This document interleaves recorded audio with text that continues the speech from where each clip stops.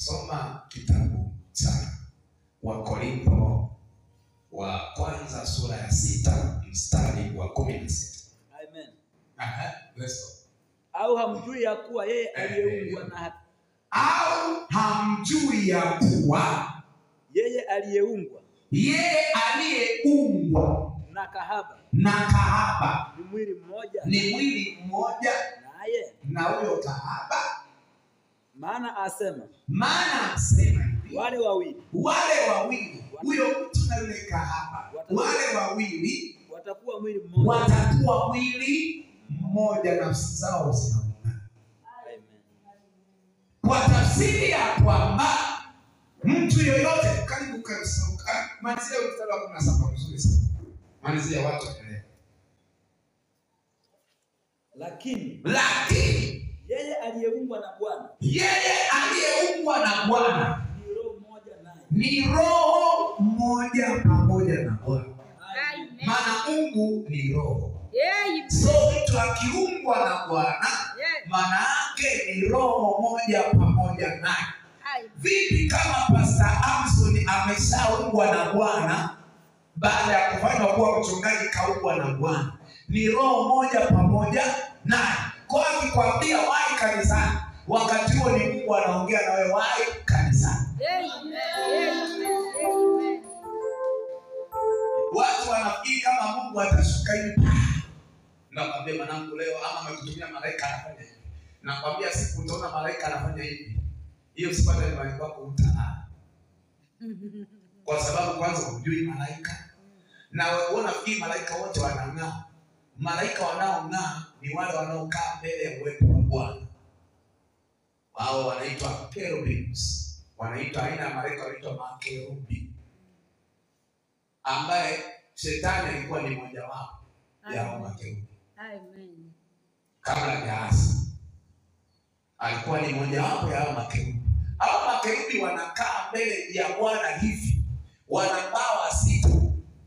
Mbawa 2 zinafunika kwenye uso, kwa sababu Mungu anatoa mng'ao usiokuwa wa kawaida.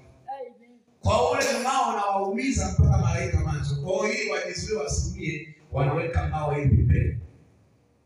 Kwa hata malaika wamuone yule Mungu, ambao ndio yule Mungu anatisha kiasi gani. Malaika wenyewe wako pale karibu na Mungu wamuone. Alafu mbawa 2 ni kwa ajili ya kujifunika na ni ya kupaza hapa katikati. Kama wanapaa ni kwa ajili ya kupaza.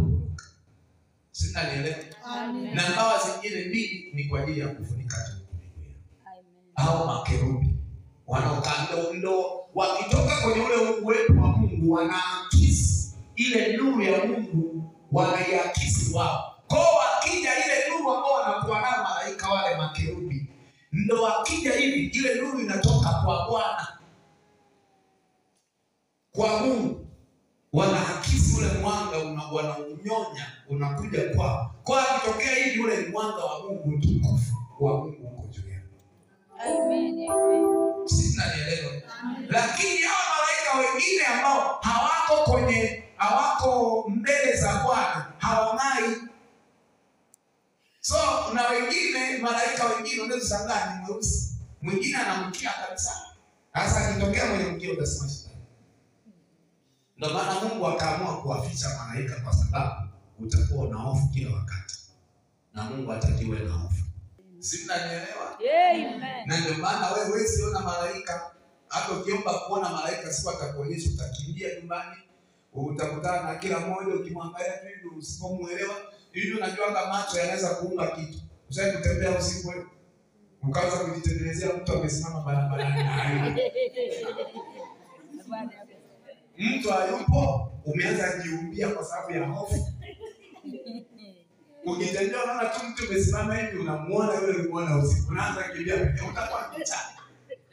Kwa hiyo maana Mungu akaamua kuficha baadhi ya malaika, kwa sababu anakuelewa wewe mwenyewe ni muumbaji. Unaweza hata kujiumbia tu hata mjiani unaomba. Ukikaa tu kwenye mahindi unaanza kuambia Mungu, hata wewe ni mwana usiku, unaanza kumuumba katikati ya mahindi. Unajua yule kumbe hata haana kitu wewe.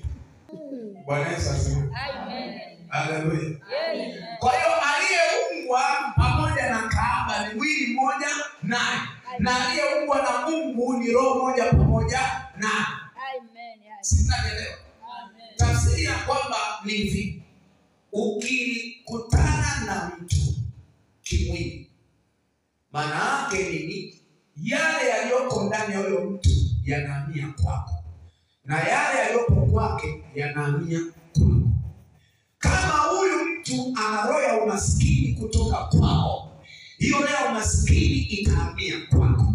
Kama ana roho za madeni kutoka kwao, roho za madeni zitahamia kwako. Utajikuta ulikuwa naishi unaenda vizuri, ghafla madeni juu yametokea wapi, hujui kwa nini vipindi vigumu na ndio vinapitia. Mwingine mpaka sasa hivi ulikuwa ni mtu wa nani wa kusuka nywele, sasa unafunga nywele kama limoni. Mwingine umekuwa ni familia ya mashauri, ni kunyoa tu upaa.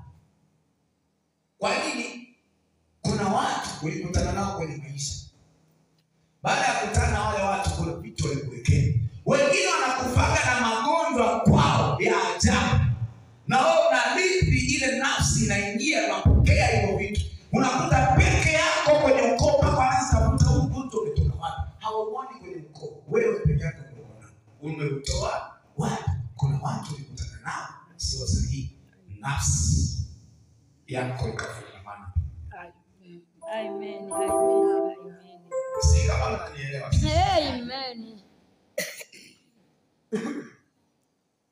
Kifungo cha nafsi kulingana na hiyo andiko kinaweza kuwa kibaya ama kikawa kizuri, inategemeana na unafungwa na nani.